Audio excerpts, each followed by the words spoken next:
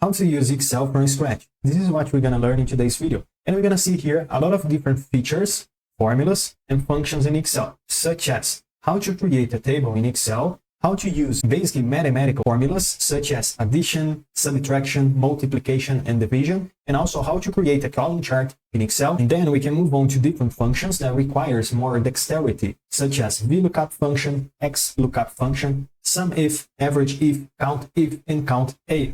All those different functions in Excel can help us to automate tasks on a daily basis. So I really hope this video can help you out, and let's go find out how can we use Excel in a practical way. Before we move on to a subject that requires more dexterity, let's stick with the basic stuff. That is, how to create a table in Excel, how to use some basic formulas, and also how can we create a chart in Excel.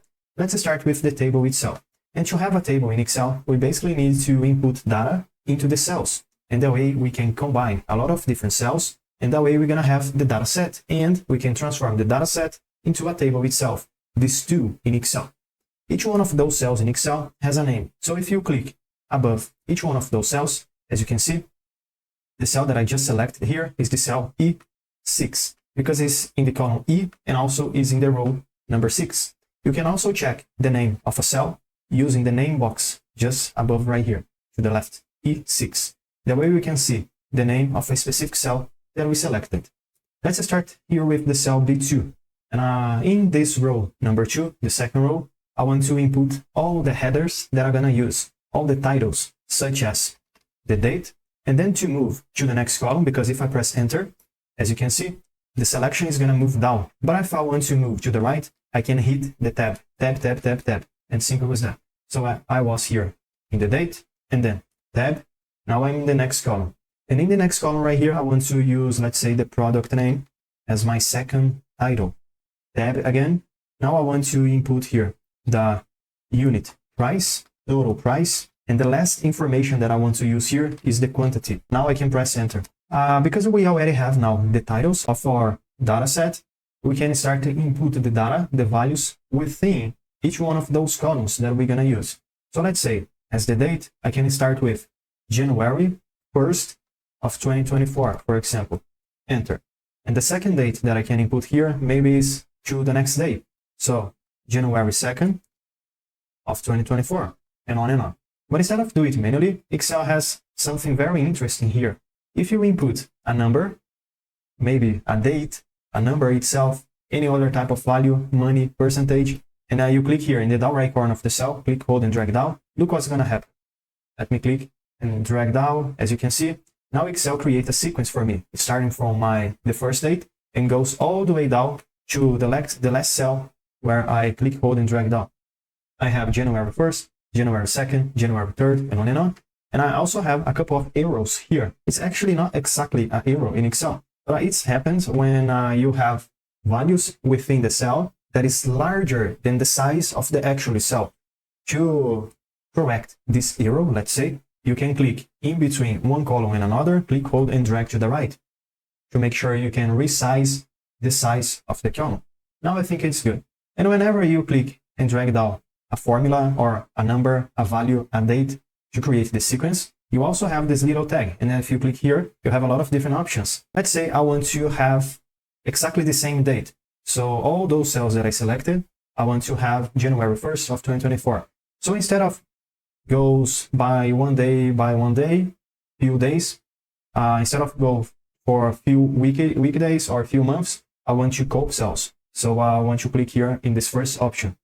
Now I have all those dates that are equal to each other, basically a Ctrl+C, Ctrl+V to copy and paste the informations.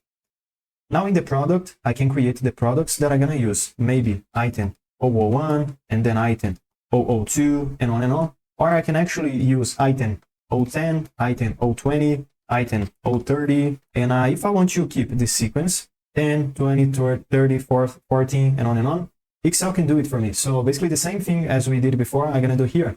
I want to select the range. Instead of just selecting the first cell, click, hold, and drag down, because that way Excel is going to create a different sequence, going one by one, 10, 11, 12, 13, 14. I want to skip 10 by 10, let's say. So I need to select those previous values that I have. In the down right corner of the cell, I can click, hold, and drag down. This is a pretty easy way to create a data set in Excel using the sequence formula or function, the tool that is inner to the Excel. The unit price, I want to use here maybe $10, and the second one can be 9 and a 9, and 4 and 7, 4. Okay, I'm done here with the unit price. And something that we can change is all those values that I have as the unit price, I want to change the format to the currency one, to the dollar sign. And that way I need to append the dollar sign with the number itself. And to do it in Excel, I want to select everything that I want to transform. I can also select the total price, because all those values that I'm gonna have within the total price column also gonna be used as currency. Select everything, and then I can go to the Home tab. Here to the right, I can select accounting number format. Now, as you can see here, all those values are with the dollar sign, or now they are currency. Let's fill in here the quantity, and instead of manually create the total price, because the total price basically is gonna have here a formula that is the unit price times the quantity. So the quantity multiplies by the unit price. And I can input the quantity here, maybe 5, 1, 3, 4, and on and on. And the total price, we can use the equal sign. So anytime you want to use a formula in Excel or a function, you need to start with the equals sign. Equals sign, select the first argument, the first value, and then you input the asterisk to multiply to the second number, and then you select the second number, and then asterisk the third number, asterisk the fourth number, and on and on and on. But here I'm going to keep with just those two different numbers, unit price times quantity. I'm going to press enter, and as you can see, 10 times 5 is equal to $50. Let me click, hold, and drag down to make sure Excel can continue this formula for me for all the different rows that I have. And I can continue to input here the quantity, maybe 3, and on and on. And something that I can also do here is select all those previous values, select everything, Ctrl+C to copy, and then just underneath the last value, Ctrl+V to paste. I can do it one more time, Ctrl+V to paste. And now there are those two numbers right here. They are basically spilling over my data set. So I can select both and then delete, simple as that. Now we already have the data set that we can use here in Excel to learn how can we make some math, such as the multiplication that we did here, and also addition or added up values, subtraction, and division. But before we do it, maybe it's important to transform this data set into a table itself, because the table has a lot of benefits. But before I talk about the benefits of using a table in Excel, let's first transform the data set into a table itself. You can click in anywhere inside your data set, and then you can go here, insert, and then table. Just make sure you check this option right here. My table has headers. Make sure you mark this option and then click OK. And basically we're done. This is our table in Excel. You can also change the colors. Let's say you don't like to use blue. You can go to table design, and here you're going to have a lot of different options to choose.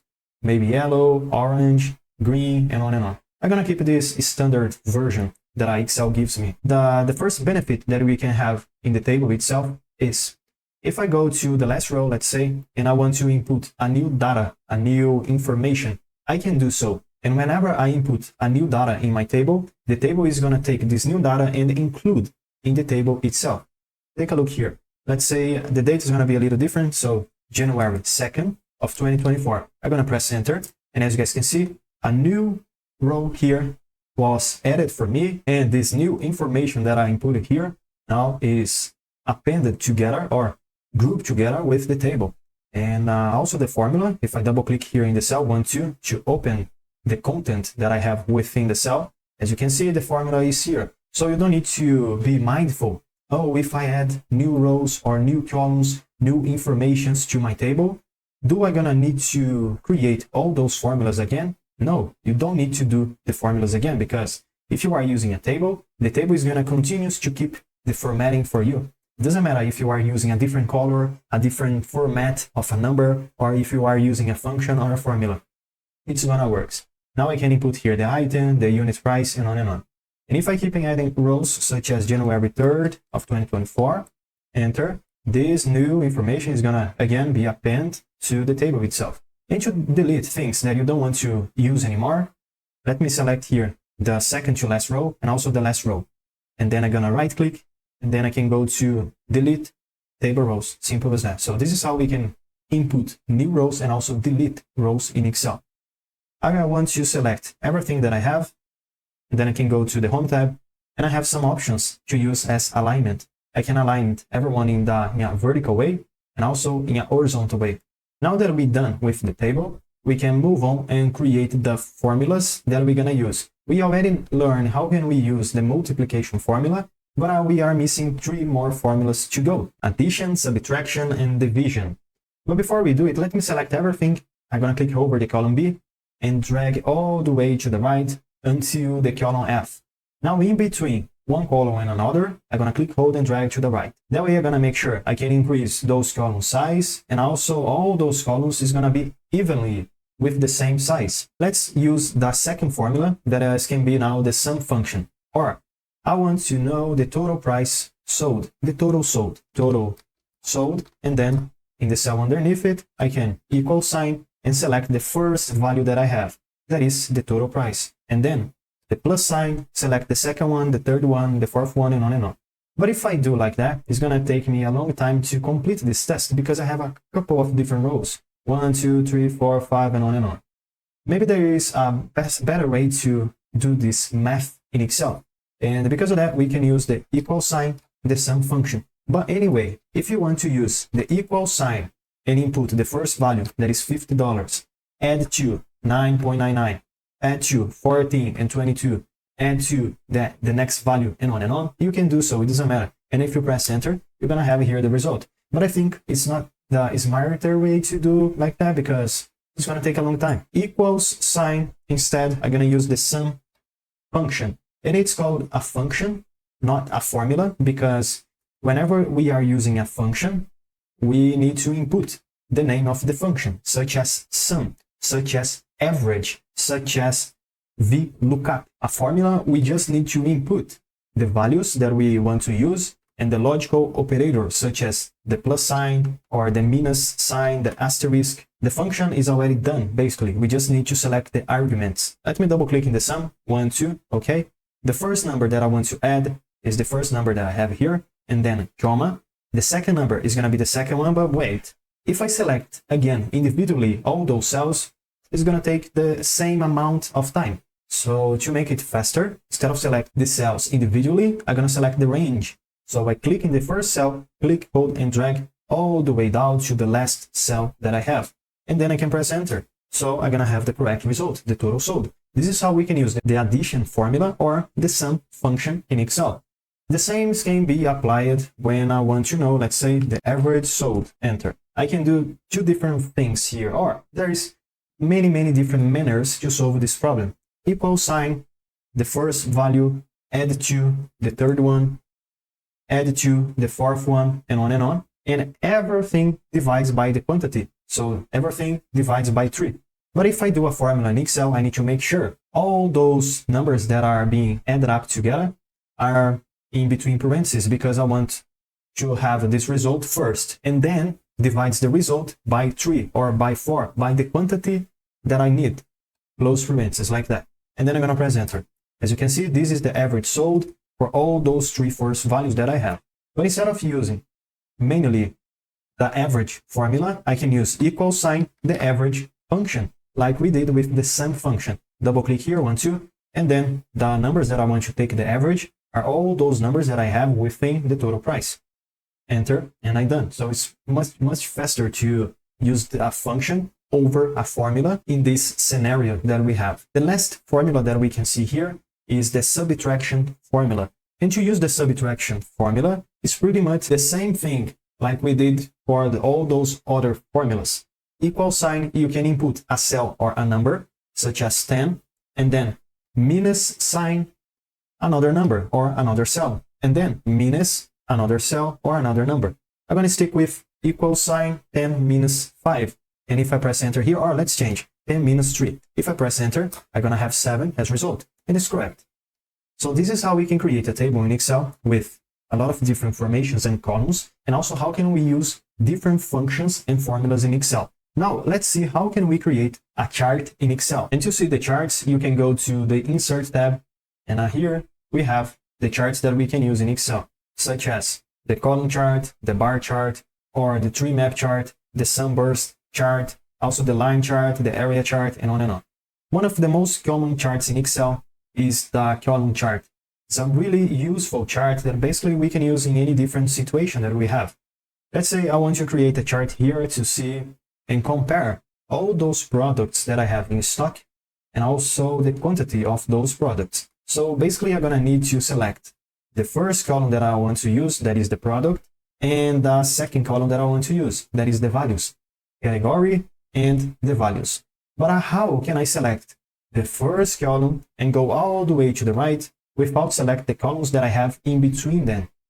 Basically, I'm going to need to select the first column. Normally, just select the first column, and then you're going to need to press and hold the Control key. Control key. Now you can go to the quantity, click, hold, and drag down to select everything, like I did here. I can go to the Insert tab and select now the chart that I want to use, such as the column chart. And basically I'm done. So this is the chart that we can use here in Excel, where I can see the quantity of all those different items that I have in stock. You can see the value to this legend or through the y-axis that you have to the left, and you can see the name of the category or the name of the item through the x-axis. But there is a couple of different things that we can do with the chart to change the layout and the design. And by the way, if you click, hold, and drag the chart, you can move it around. You can also click in these little circles that you have in the corner, click, hold, and drag out or drag in to change the size of the area of the chart, like this. Maybe some update that I can do here with the chart is I'm going to click in these grid lines that I have in the background, delete. I'm also going to click in the numbers that I have to the left in the y-axis and delete them. And now because I don't have anymore the reference of the numbers, I don't know exactly what is the value that each one of the columns represents. So I think it's important to bring back the numbers. But instead of using the numbers to the left in the y-axis, I can use the numbers above each one of the columns that I have. I think it's a good way to set the numbers or the values within a chart in Excel. At least I like to use that way. So with the chart selected, I can go to chart design, here to the left, add chart element, and then I can choose data labels and outside and. Now I have the numbers, the values above each one of the columns that I have in my chart. I can also change the colors of the columns, and I can also use again the chart design and choose a different style of chart through those options that I have. You just need to hover over the options with the cursor of the mouse, and that's it. So it's pretty much simple to choose another style. I'm going to stick with this one, style 15. To change the colors of the columns, you can right click on the column and then you can go to format data series. To the right, you can change in the fill align the colors just here in the fill. I want to use, let's say, a solid fill, and as the color, I want to use a red one.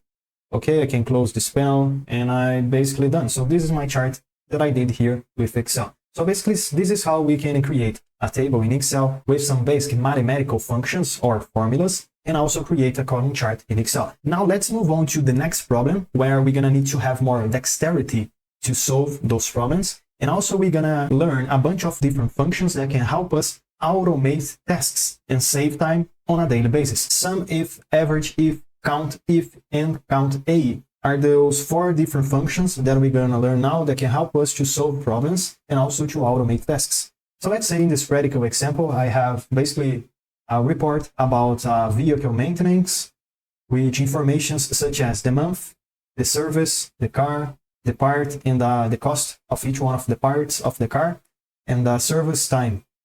I want to know here, as my report has a lot of different informations, what is, let's say, the total maintenance per month. Basically, I'm going to need to add up all those values that I have in the parts column. To do it, as we learned before, I have the sum function, or I can do it manually. Equal sign, the first value, add to the second one, add to the third one, and on and on. But I can also use the equal sign, the sum function, to help me make this math faster. But here we have maybe a problem because we need to have the total maintenance per month. So the month is a criteria, is the condition that I need to use. So let's say I assign here the February as my criteria. I can't sum everything that I have in this column, but I just the values that match with my criteria, that is February. And instead of using the sum function to add a criteria, I'm gonna need to use the equal sign sum if function. Sum if the criteria is met. So let me double click here in the sum if, 1, 2, to select the range that I want to use as the criteria range is gonna be the month, because I'm using the months as the criteria. And then comma, the second argument here is the criteria, and my criteria is gonna be the February month. But instead of manually input the February, the name within the formula, such as open quotations mark, and then February or March or April, doesn't matter, close quotations, I can dynamically select the cell that I want to use. That is the cell that I have above everything, February. Comma, the last argument that I have is the sum range. I want to add up the values that I have in the column D. So I can either select a small range like this, or click in the column, in the D letter itself to select everything in the column D. I'm done, just 3 arguments to go, close parentheses and enter. And as the second question here, I have something similar as we did before. The total maintenance per car. Instead of using month as the criteria, now I need to use the car as the criteria. And this criteria I have within this yellowish cell. So let me try this one. Equal sign sum if, as we learned before, 1, 2 to select.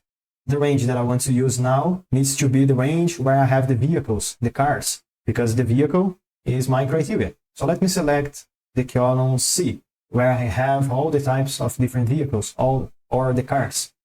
And then, comma, the criteria is going to be the name that I have within this yellowish cell, comma, and the sum range is going to be the column D. Okay, let me press enter, and as you can see, I'm done. So it's pretty much easy to do, just using the sum if function. Not to add up all those values that you selected, but just to add up the values that match with a criteria. We can apply the same thing to the average function.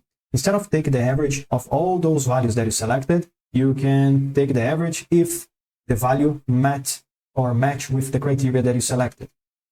Equal sign average if, just double click 1, 2 in the function.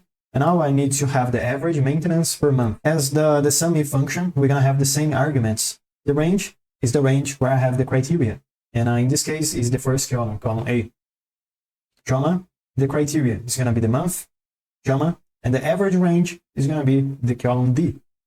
I can press enter, and I'm done. So this is the average maintenance per month in the January month. Now I can change the criteria. Instead of using January, I can use April. Enter, and as you can see, all those previous values are gonna be automatically changed for me. I can do the same thing here for the average maintenance per car. Equal sign average if 1, 2 to select. The range now needs to match with my criteria, of course. So it is the column C where I have the vehicles, comma, the criteria is the name of the vehicle or the type of the vehicle, comma, and the average range is gonna be the column D. Just press enter and I'm done. The maintenance quantity per month. So now maybe we have something a little bit different, because I don't need to add up values. I don't need to take the average, but I need to have the quantity, or basically the quantity of rows. How many services I had for the February month? So let's check here. 1, 2, 3, 4, 5, 6, 7, 8. 80 different services in the February month. Okay, I can count it manually, but instead of manually count something in Excel, and because I can also add here new rows, and it's gonna change the result, okay?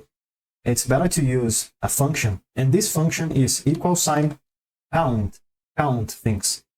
I can either use the count A to basically count everything that I have, or count if, to count if the criteria match with the value that I insert in the function. Let's start with, let's say in the cell underneath, equal sign the count A function to count everything that is selected. 1, 2, and the things that I want to count here can be, let's say, everything within the column B, like this. Something very important is, if I select the headers is going to be counted. So it's important, we need to be mindful about that. If I press enter here, as we can see, the result is 32. It's not $32, it's just basically a number itself. It's not money, it's not currency. So we need to just read it off this dollar sign here, okay? 32 is the month of services that I have in my data set. But let's say equal sign count a function 1 2 again, and instead of select just a range like this, I'm gonna select the entire column B. And as I said before, the services that is the header is gonna be included in this counting. So if I press enter here, I'm gonna have 33, and this result is not correct. So I need to open the function 1 2 and subtract 1 minus 1 unit that corresponds to the header itself, the thing that I have in the header, the cell itself. Enter 32. Now it's correct. Let's apply the same thing here for the maintenance quantity per month. But instead of using the equal sign, the count a function, we're gonna use the count if. The count if the criteria is met. Double click here, 1 2. The range that I want to use, this can be the column A, where I have the months, comma, and my criteria is gonna be the month that I have just above here. Close parentheses and then enter.